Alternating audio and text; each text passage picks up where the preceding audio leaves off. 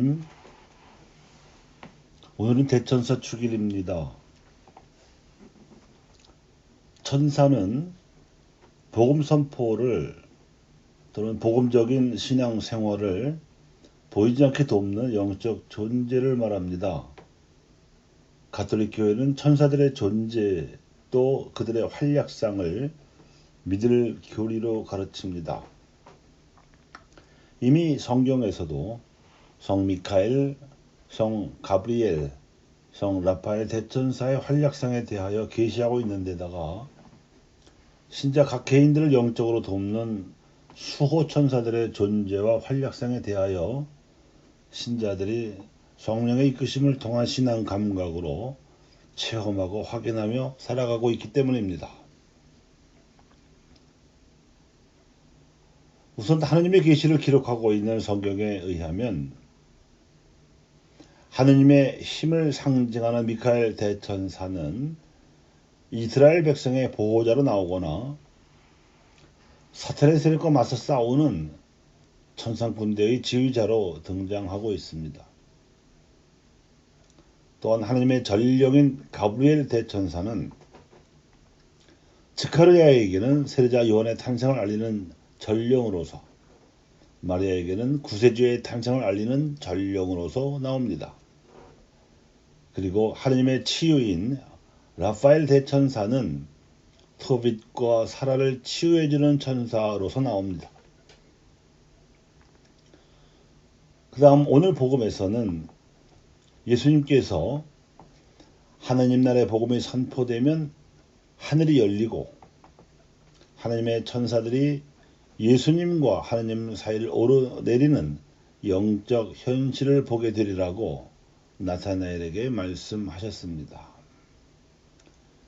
이는 예수님께서 복음을 선포하실 때 하느님께서도 천사들을 시켜 이를 도우시는 영적 현실을 알려주는 것인데, 신앙생활은 신자들로 하여금 이러한 예수님의 영적 안목을 담게 합니다. 그래서 신자들 역시 신앙생활을 통해서 천사들의 활약을 체험하고 확인해 왔으며 깨닫게 된 것입니다. 그리하여 이러한 천사들의 존재와 활약을 믿을 교리로 선언하게 한 원동력은 성경의 계시에 근거한 신자들의 영적 안목과 신앙 감각입니다. 신자들의 신앙 감각은 하느님을 진정으로 섬기는 종교와 신앙인들이라면 그 하느님께서 인간을 당신을 닮도록 창조하셨을 뿐만 아니라 또 실제로 인간이 되시어 이 세상에 오셨음을 생각할 때 인간 역시 존엄한 존재로 존중해야 한다고 가르쳐 왔습니다. 따라서 인간을 차별하거나 억압하고 착취하는 모든 현실은 우상 숭배적인 죄악으로서 배격해야 함을 성경이 알려주는 계시에 입각하여 역사 안에서 거듭 확인해 온 것입니다. 그러므로 천사에 관한 믿을 교리는 결국 인간 존엄성을 뒷받침하는 진리입니다. 천사들의 존재와 활약에 관한 믿을 교리에 바탕하고 또 신자들의 영적 안목과 신앙 감각에 의해서 한국 천주교회사를 보자면 흔히 이 땅에 복음이 들어온 과정은 실로 오묘한 섭리로 이루어졌다고 평가하는 것도 천사들의 도움이 당연히 작용했다고 볼 수 있습니다.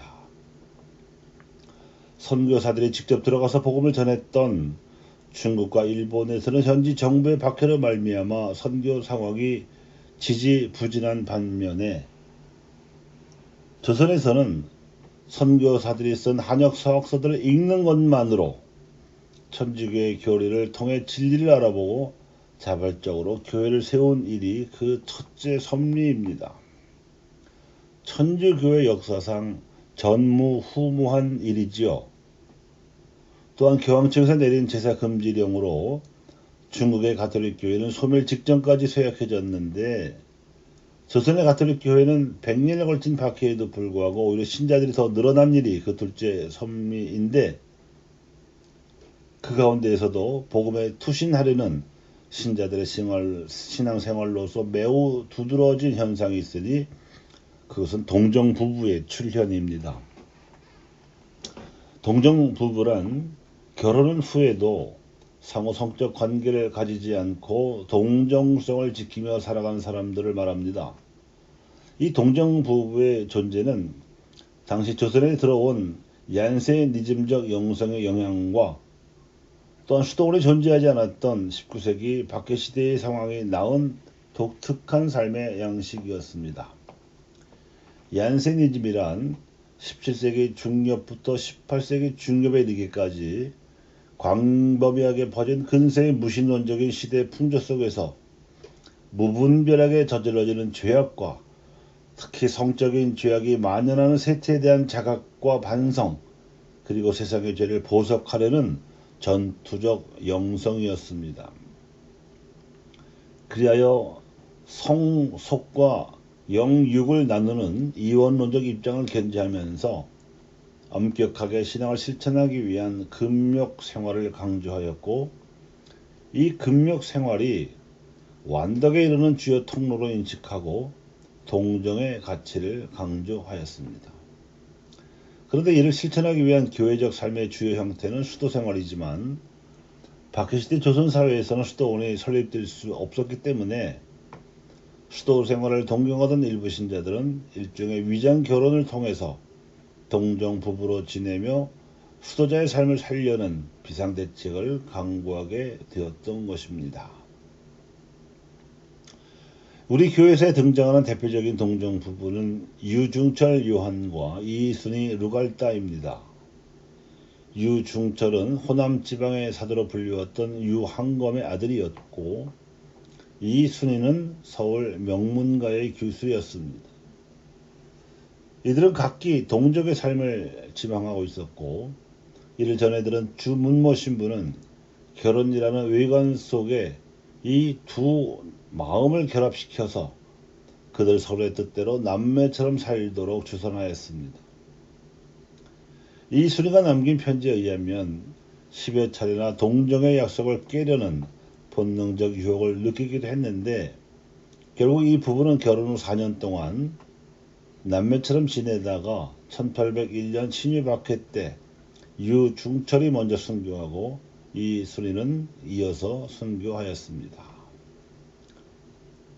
가톨릭 신앙의 본고장인 서유럽에서도 발견되지 않는 이 동정 부부의 삶은 조선 천주교회 안에서 인간 전원 주장을 넘어 완덕을 지향하던 신자들의 신앙 감각의 발로였습니다. 천주를 공경하고 서로를 도우라는 하나님의 뜻을 동정 부부라는 삶의 양식으로까지 받들고자 했던 이 역사는 분명 천사들의 도움으로 말미암은 결과였습니다. 감사합니다.